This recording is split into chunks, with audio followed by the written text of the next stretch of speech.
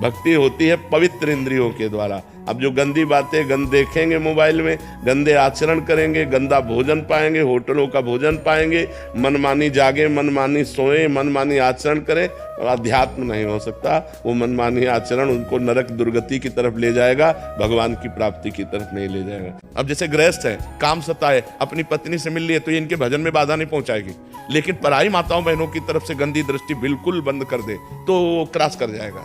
समझ पा रहे हैं? जैसे आपकी अवस्था है तो आप ब्रह्मचर्य से रहिए, आप कोई गलती मत कीजिए, खूब नाम जप कीजिए, तो आप क्रॉस कर जाएंगे।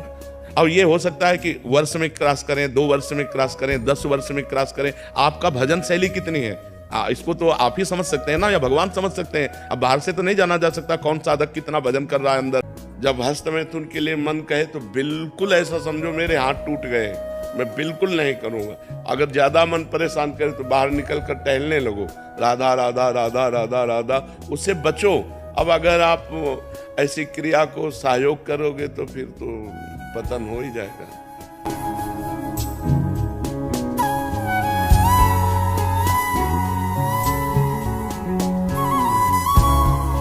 जो भगवान शंकर की निंदा, भक्त की निंदा, हरि की निंदा, इनकी भारी दुर्गति होती है। इसलिए ये अपराध तो करना ही नहीं चाहिए। अगर भूल से हो गया है तो अगर वो भक्त जिंदा है तो उनके चरण पकड़ कर मनाओ, यदि जिंदा नहीं तो उनके लिए आसन डालो और उनकी छवि रखो और उनसे प्रार्थना करो कि मुझे क्षमा करो, वो क्षमा कर दें। और अगर सामने जाने की हिम्मत ना हो तो नहीं जाना चाहिए। सामने नहीं जाओगे तो नरक जाने की हिम्मत बना लो।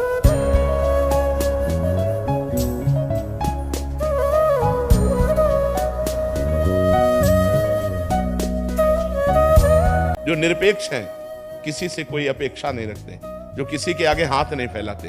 भक्त कभी किसी से पैसा नहीं मांगेगा। अगर वो पैसा या अपनी किसी बात की फीस लेता है तो वो भक्त नहीं है, वो व्यापारी है। हम भगवान की चर्चा कर रहे हैं, अगर इसकी फीस ले रहे हैं तो हम व्यापार कर रहे हैं, भक्ति नहीं कर रहे।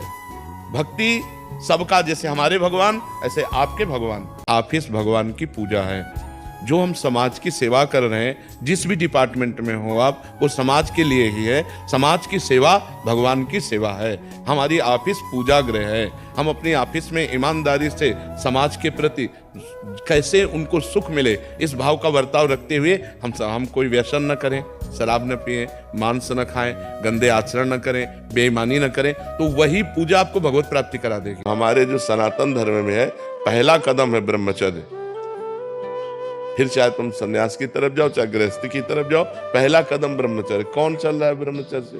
13-13, 14-14 वर्ष के बच्चे बच्चियां अपने धर्म से भ्रष्ट हो रहे हैं। जिनको मतलब अभी बच्चा कहा गया है, वो धर्म से भ्रष्ट हो रहे हैं। नाम जप, शास्त्र स्वाध्याय, सत्संग और सद्विचार, इनके द्वारा हम एकांत को व्यतीत करें। एकांत में ये जरूर लागू करें।